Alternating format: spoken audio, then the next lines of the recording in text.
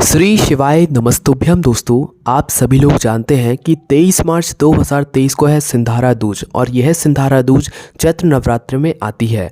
और दोस्तों, यह सिंधारा दूज का बहुत ही विशेष महत्व होता है। तो दोस्तों, इस सिंधारा दूज के दिन किए जाने वाले कुछ नए और कुछ विशेष उपाय हम आपको आज की इस वीडियो में बताने जा रहे हैं, जिन उपाय को अगर आप लोग कर लेते हैं तो आपके जीवन से कई सारी दुख समस्याएं वैसे ही दूर हो जाएंगी। आपकी मनोकामना भी भगवान भोलेनाथ के आशीर्वाद से पूर्ण होगी, साथ ही में आपके जो काम रुके हुए होंगे वो भी पूर्ण हो जाएंगे। तो दोस्तों, करना क्या है, सारे उपाय हम आपको इसी वीडियो में बताने वाले हैं। वीडियो को पूरा ज़रूर देखिएगा। चलिए दोस्तों, सिंधारा दूज के सबसे पहले उपाय के बारे में हम लोग बात कर लेते हैं। तो दोस्तों, इस उपाय में आपको करना क्या है वो आप ध्यान से सुनिए। दोस्तों, यह उपाय आपको सिंधारा दूज के दिन प्रातःकाल सुबह सुबह करना है। ठीक है, सुबह सुबह कैसे करोगे?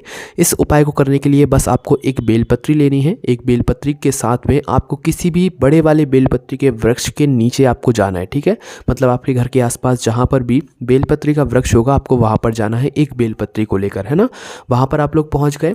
पहुँचने के बाद आपको करना क्या है कि अपनी वह बेलपत्री आपको अपने हाथ में लेनी है और बेलपत्री के वृक्ष के नीचे, बेलपत्री के वृक्ष की छाँव में जाकर बैठ जाना है। ठीक है, अब आप लोग बैठ गए वहाँ पर। बैठने के बाद आपको करना क्या है कि बेलपत्री को, जो आप एक बेलपत्री अपने साथ में लाएं, इसको आपको अपने सीधे हाथ की हथेली में रखना है। ठीक है, कुछ इस प्रकार से रखना है कि जो बेलपत्री की डंडी का मुख होगा वो आपको अपनी तरफ करना है, मतलब जिस तरफ आप बैठे हुए होंगे ना, आपको अपनी तरफ करके उस बेलपत्री की डंडी का मुख करना है। ठीक है, और जो बेलपत्री की बीच वाली बड़ी पत्ती का मुख होगा वो आपको अपनी बीच वाली, मतलब जो उंगली होती है उसकी तरफ करके रखना है। इस प्रकार से इस बेलपत्री को आपको अपनी सीधे हाथ की हथेली में करके रख लेना है। ठीक है, रख लिया आपने।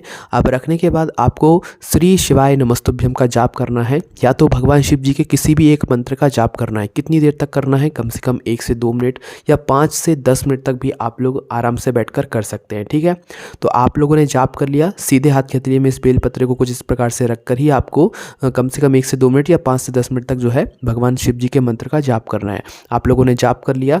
जाप करने के बाद आपको भगवान शिव जी से अपनी मनोकामना बोलनी है, इस बेलपत्र को अपने हाथ में ही रखकर। उसके बाद जैसे ही आप लोग अपनी मनोकामना बोल दें, जिस मनोकामना के लिए आप ये उपाय कर रहे हैं, वह मनोकामना बोलने के बाद इस बेलपत्र को उसी बेलपत्री के वृक्ष की छाया में बैठकर ही आपको बेलपत्री के वृक्ष की जो जड़ होगी वहाँ पर समर्पित कर देना है। ठीक है, एक और भगवान से प्रार्थना कर लेना है कि आपकी जो भी मनोकामना हो वो बहुत जल्दी पूर्ण हो और आपको भगवान से आशीर्वाद लेकर अपने घर वापस आ जाना है। ठीक है, ये वो उपाय है जो कि अगर आप लोग सिंधारा दूज के दिन कर लेते हैं तो आपकी कैसी ही बड़ी से बड़ी मनोकामना क्यों ना हो वो बहुत जल्दी पूर्ण हो जाएगी, है ना। तो करके ज़रूर देखिए। उपाय को करते समय मन में विश्वास ज़रूर रखिएगा। चलिए दोस्तों, अब हम बात करते हैं अगले उपाय के बारे में, जो कि आपको इस सिंधारा दूज के दिन करना है। करना क्या है दोस्तों, आपको इस उपाय में क्या करना है, एक लोटा जल लेना है, एक बेलपत्र लेना है, फूल लेना है, चावल लेना है। ठीक है, अब आपको यह सभी सामग्रियां लेकर क्या करना है, भगवान शिव जी के, भोलेनाथ के मंदिर जाना है प्रातःकाल सुबह सुबह। ठीक है, आप शिव जी पर एक लोटा जल चढ़ा रहे हैं वो आप अलग से चढ़ाइएगा। ठीक है, पर जो हम आपको यह उपाय बता रहे हैं ये आपको चाहे तो आप अलग से भी कर सकते हैं, अन्यथा कोई दिक्कत नहीं है। ठीक है, तो करना क्या है, आपको इस उपाय में शिव जी पर जल ना चढ़ाकर आपको कहाँ पर जल चढ़ाना है वो आप लोग सुनिए। ठीक है, आप चाहे तो एक लोटा जल ले जाएं, एक लोटा जल ना ले जा पाएँ तो एक चावल का दाना ले जाएं, चावल का दाना ना ले जा पाए तो फूल ले जाएं, फूल ना ले जा पाएँ तो बेलपत्र ले जाएं। ठीक है, ज़रूरी नहीं है सभी सामग्री आप लोग लेकर जाएँ इस उपाय के लिए। तो आपको करना क्या है कि सबसे पहले आपको शिव जी के मंदिर पहुँचना है। शिव जी के मंदिर पहुँचते से ही सबसे पहले आपको क्या करना है, जो शिव जी की चौखट होगी, आप शिव जी के मंदिर पहुँचे, शिव जी की चौखट पर आप लोग खड़े हुए हैं, अपने उस समय सीधे हाथ की हथेली देख लीजिएगा। उस सीधे हाथ की हथेली पर आपको क्या करना है कि आप एक चावल का दाना लेकर आए हैं या बेलपत्री लेकर आए हैं या फूल लेकर आए हैं, वह आपको क्या करना है, भगवान शिव जी की चौखट पर समर्पित कर देना है, भगवान शिव जी को देखते हुए। ठीक है, इससे होगा क्या, अगर आप लोग एक लोटा जल भी लेकर गए हैं तो वह भी आप लोग थोड़ा सा, कितना सा, थोड़ा सा, भले ही एक बूंद ही वो जल क्यों ना हो, एक बूंद जल ही आप लोग उस चौखट पर हल्का सा समर्पित कर दो। वह भगवान शिव जी को ही समर्पित होता है। ठीक है, चौखट पर आपने समर्पित किया, फिर वह जो बाकी जल होगा वो आप शिव जी पर चढ़ा सकते हो। ठीक है, अब इससे होगा क्या कि जब आप लोग भगवान शिव जी की चौखट पर सिंधारा दूज के दिन कोई भी अपनी सामग्री समर्पित करोगे, बेलपत्री, फूल या जो भी आप लोग लेकर गए हो, चंदन वगैरह जो समर्पित करोगे, तो इससे हुआ क्या कि जो आपके मन में बात चल रही होगी, जो आपके जीवन में दुख और समस्या चल रही होगी, जो आपकी मनोकामना होगी, वो आपके बिना बोले ही भगवान शिव जी तक पहुंच जाएगी और भगवान शिव जी आपकी वह दुख समस्याओं को दूर कर देंगे। आप सोचेंगे कि भाई मैंने तो भगवान शिव जी से कुछ बोला भी नहीं था, अपने आप ये कैसे चमत्कार होने लगा, तो वो इसी का चमत्कार होता है। अब इसका कारण ये है कि भगवान शिव जी की जो चौखट होती है उस पर मणिभद्र एक गण रहते हैं। ठीक है, वो आपकी बात को भगवान भोलेनाथ तक पहुँचा देते हैं। ठीक है, तो ये उपाय भी ज़रूर करके देखिए। देखिए, भगवान शिव जी की चौखट पर कोई भी सामग्रियाँ आप लोग चढ़ाकर ज़रूर देखिए, ठीक है। उसके बाद में दोस्तों अगले उपाय की हम लोग बात करते हैं। जो अगला उपाय है वो भी सिंधारा दूज का ही है। सिंधारा दूज के दिन अगर आप लोगों के जीवन में बहुत ज़्यादा कष्ट चल रहे हैं, आप लोग चाहते हैं कि आपके जीवन से दुख और समस्याएं दूर हो जाएं, तो उस स्थान पर आपको क्या करना है, 3 वृक्षों के नीचे 3 दीपक लगाकर आना है, ठीक है। सिंधारा दूज के दिन विशेष रूप से हम आपको ये उपाय बता रहे हैं और यह उपाय आपको शाम के समय प्रदोष काल में करना है, ठीक है। कैसे उपाय करोगे वो आप ध्यान से सुनो। सबसे पहले आपको 3 दीपक तैयार करने हैं। कैसे? आटे के दीपक, है ना। तो आटे की दीपक आप लोग तैयार कर लो सिंधारा दूज के दिन शाम के समय प्रदोष काल में। तो 3 आटे के दीपक आप लोग तैयार कर लो। तीनों ही आटे के दीपक के अंदर आपको क्या करना है, गोल बाती रखना है ना। गोल बाती जो होती है ना, गोल बाती आप लोगों को रख लेना है। उसके बाद शुद्ध देसी गाय का घी इन तीनों दीपकों में डालना है। देखिए, अगर आप लोग मिलावट वाला कोई भी चीज़ डालेंगे, मिलावट वाली कोई भी चीज़ उपाय में उपयोग करेंगे, तो फिर वो उपाय सही से काम नहीं करता है। भगवान भोलेनाथ को, भगवान शिव जी को जो भी चीज़ समर्पित होती है वो बिल्कुल शुद्ध होती है, बिल्कुल मन और भाव से होती है, ठीक है। भगवान शिव जब भी उसे मतलब स्वीकार करते हैं। तो आपको इस बात का ध्यान रखना है, स्वच्छता और शुद्धता बिल्कुल भगवान के उपायों में आपको हमेशा ध्यान में रखनी है, ठीक है।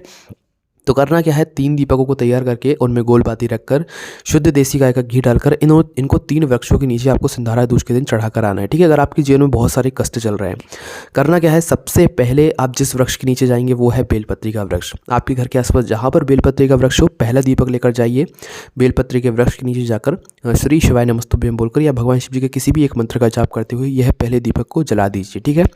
जलाने के बाद आप भगवान से अपनी मनोकामना बोल दीजिए, ठीक है। जिस भी कामना के लिए आप उपाय कर रहे हैं, जो आपके जीवन में दुख कष्ट चल रहा है, उसके लिए आप भगवान शिव जी से स्मरण कर सकते हैं, ठीक है। पहला दीपक बेलपत्री के वृक्ष नीचे लगाना है। दूसरा दीपक आप लोग लेकर जाइए पीपल के वृक्ष नीचे। आपके घर के आसपास जो भी पीपल का वृक्ष हो वहाँ पर लेकर जाइए। दूसरा दीपक पीपल के वृक्ष नीचे लगाइए। भगवान से हाथ जोड़कर प्रार्थना कीजिए, भगवान के मंत्र का जाप कीजिए और यह दीपक को जला दीजिए, ठीक है। अब आप जाइए तीसरा दीपक लेकर आपको जाएंगे आंवले के वृक्ष के नीचे। आंवले के वृक्ष नीचे पहुंचिए, वहां पर जाकर अपना तीसरा दीपक जलाइए। दीपक जलाने के बाद भगवान से हाथ जोड़ कर प्रार्थना करना है। प्रार्थना करके आपको यह तीसरा दीपक भी जला देना है और भगवान से प्रार्थना करना है कि आपके जीवन से सारी दुख समस्याएं दूर हो जाए। तो बस इतना सा यह उपाय है और यह तीनों दीपकों को आपको जलाते समय भगवान भोलेनाथ के मंत्र का जाप या स्मरण ज़रूर करना है। इस बात का विशेष रूप से ध्यान रखना है। और इस उपाय को करने के लिए आपके घर के आसपास ये 3 वृक्ष होना चाहिए। अब आप ये नहीं पूछेंगे कि बेलपत्री का वृक्ष नहीं है, पीपल का वृक्ष नहीं है, आंवले का वृक्ष नहीं है, तो हम क्या करें, ठीक है। ये तीनों वृक्ष होना ज़रूरी है। भले ही उपाय को करने के लिए आपको थोड़ा दूर भी जाना पड़ रहा है, तो एक दिन ही तो ये उपाय करना है ना, तो जा सकते हैं, कोई दिक्कत नहीं है, क्योंकि उपाय का फल भी आपको उतना ही बड़ा होकर मिलता है। उपाय को करने में आप जितनी मेहनत करेंगे, जितना अपने शरीर को कष्ट देंगे, भगवान भोलेनाथ उतना ही आपसे प्रसन्न होते हैं, ठीक है। चलिए दोस्तों, अब हम बात करते हैं अगले उपाय के बारे में। दोस्तों, यह उपाय भी आपको सिंधारा दूज के दिन ही करना है। करना क्या है, इस उपाय को करने के बाद आपके मन की जो मनोकामना होगी वो भगवान भोलेनाथ तक पहुंच जाएगी और वो अपने आप ही बिना बोले आपके जो है पूर्ण हो जाएगी। करना क्या है, इस उपाय में आपको 1 लोटा जल लेकर जाना है, ठीक है। 1 लोटा जल आप लोग लेकर गए, बेलपत्र लेकर जाओ, फूल लेकर जाओ, चावल का दाना जो आप अपने साथ रख कर लेकर जाना चाहते हो वो लेकर जाओ। 1 लोटा जल तो विशेष रूप से लेकर जाना ही है ना। तो 1 लोटा जल लेकर भगवान शिव जी के मंदिर पहुंचो। मंदिर पहुंचने के बाद आपको करना क्या है कि शिव जी के मंदिर के अंदर प्रवेश करते हुए उसके बाद आपको भगवान शिव जी पर 1 लोटा जल एक धारा से चढ़ाना है, ठीक है, धीरे धीरे करके। और जल चढ़ाते समय इस बात का विशेष रूप से ध्यान रखिएगा कि जो जल आप लोग चढ़ा रहे हैं उसके छींटे कभी भी आपके शरीर पर स्पर्श नहीं करने चाहिए, वरना इससे आपके ऊपर दोष लगता है। तो इस प्रकार से जल चढ़ाइए कि वह छींटे आपके ऊपर ना आए, है ना।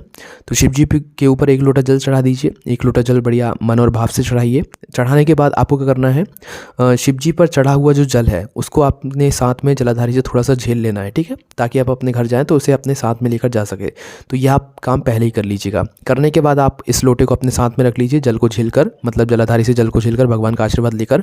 उसके बाद आपको करना क्या है कि भगवान शिव जी का दर्शन करने के बाद आपको आना है नंदी बाबा के पास में। नंदी बाबा के पास में आप लोग आकर बैठ गए, ठीक है। तो नंदी बाबा के पास में आपको बैठना है। 1 से 2 क्षण आपको वहाँ पर बैठना है, मतलब 1 से 2 मिनट या 5 से 10 मिनट, जितना देर आप लोग बैठ सकते हैं, कोई दिक्कत नहीं है, ठीक है। तो नंदी बाबा के पास में आकर बैठ जाओ।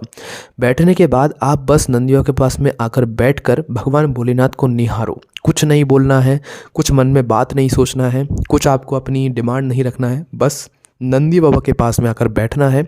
जैसे नंदी बाबा भगवान भोलेनाथ के सामने बैठकर उनको निहारते रहते हैं, उसी प्रकार से आपको भी नंदी बाबा के पास में बैठकर भगवान शिव जी को निहारते रहना है, ठीक है। इस उपाय को करने से होगा क्या कि आपके जीवन में जो भी दुख और समस्याएं चल रही होंगी, आपको बोलने की ज़रूरत नहीं है, आपको किसी से कुछ कहने की ज़रूरत नहीं है।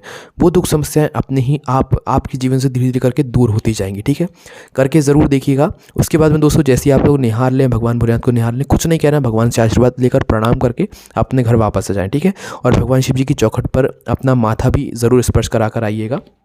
मतलब अपने सीधे हाथ के हथेली को भगवान शिव जी की चौखट पर रखकर अपने माथे से भी ज़रूर स्पर्श कीजिएगा। ठीक है, इससे भगवान भोलेनाथ का आशीर्वाद आपके ऊपर हमेशा बना रहता है। उसके बाद में दोस्तों, सिंधारा दूज का जो अगला उपाय है वो ये है कि आप लोग जब भगवान शिव जी की पूजन अर्चना सिंधारा दूज के दिन कर लें, सुबह या शाम किसी भी समय कर लें, तो उस समय आपको करना क्या है कि भगवान भोलेनाथ की पूजन अर्चना करने के बाद नंदी बाबा के पास में आना है। ठीक है, 2 क्षण बैठना है।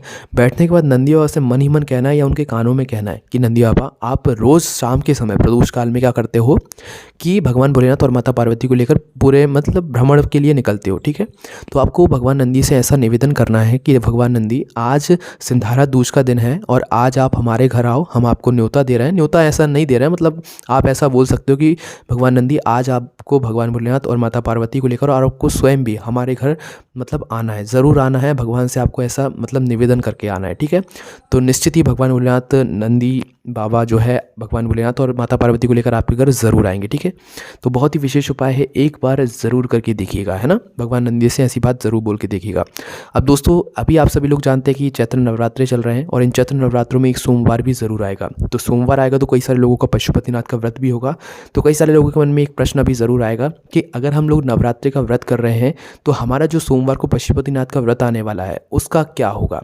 तो देखिए, पशुपतिनाथ के व्रत का एक नियम है कि अगर आप कोई ऐसा व्रत करते आ रहे हैं जो कि आप बहुत पहले से करते आ रहे हैं, जैसे कि अभी नवरात्रि के व्रत चल रहे हैं, कई सारे लोग 9 दिन के व्रत रखते हैं और उन्हीं व्यक्तियों के मतलब उन्हीं भक्तों का जो है बीच में अभी पशुपतिनाथ का व्रत भी आ जाएगा, तो उस स्थान पर क्या करें।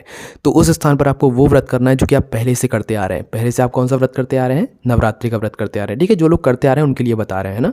तो जो लोग पहले से नवरात्रि का व्रत करते आ रहे हैं वह नवरात्रि का व्रत अभी कर लें। यह वाला जो पशुपतिनाथ का व्रत है, तीसरा हो, चौथा हो, दूसरा हो, यह आपको अगले सोमवार करना है। ठीक है, आपका व्रत टूटेगा नहीं, कुछ नहीं होगा। ठीक है, पर अगर अभी आप लोग यह नवरात्रि का व्रत कर रहे हैं तो अभी आप नवरात्रि का ही व्रत कीजिए। यह जो सोमवार का पशुपतिनाथ का व्रत होगा यह आप अगले सोमवार कीजिएगा, कोई दिक्कत नहीं है। ठीक है, इसमें यह है पशुपतिनाथ व्रत का नियम है कि पहले जो आप व्रत करते आ रहे हैं पहले आप उस व्रत को कीजिए, पशुपतिनाथ व्रत को अगले सोमवार को आप कर सकते हैं। ठीक है, उसके बाद में दोस्तों, सिंधारा दूज के दिन बच्चों के लिए एक बहुत ही विशेष उपाय है जिससे कि बच्चे अपनी परीक्षा में बहुत ही अच्छे नंबर से यहाँ पर पास होंगे। तो उनको करना क्या है, एक बेलपत्री की बीच वाली बड़ी पत्ती पर हल्का सा शहद लगाकर पूरे में फेर कर उन्हें भगवान शिव जी की शिवलिंग पर ज़रूर जाकर चिपकाना चाहिए। इससे भगवान भोलेनाथ उनकी परीक्षा में जो उनके नंबर आने वाले हैं उसमें जो है वो बहुत अच्छे नंबरों से आपको पास करा देते हैं। ठीक है, पर आपको भी विश्वास होना चाहिए कि आपने अच्छे से एग्जाम दिया है, पेपर दिया है, तो आपकी भी बहुत अच्छे नंबर आएंगे। ठीक है, तो ऐसे आपको मन ही मन जो है भगवान से प्रार्थना करके वह बेलपत्री की जो मतलब बीच वाली बड़ी पत्ती पर शहद लगाकर ज़रूर चिपकाना है। ठीक है, सिंधारा दूज का विशेष महत्व है, इसलिए हमने आपको यह उपाय बताया है। ये सभी उपाय आप करके ज़रूर देखिए, निश्चित ही आपको बहुत सारे फल की मनोकामना प्राप्त हो जाएगी, आपकी मनोकामना भी पूर्ण हो जाएगी, दुख समस्या भी दूर हो जाएगी। ठीक है, कोई भी समस्या आती कमेंट करके पूछ सकते हैं। यही सारे उपाय आप हमारी वेबसाइट भोलेनाथभक्ति.com पर जाकर आराम से बैठकर पढ़ सकते हैं। कोई समस्या आती है हमसे कमेंट करके पूछ सकते हैं। ओम नमः शिवाय, जय भोले बाबा, श्री शिवाय नमस्तुभ्यम।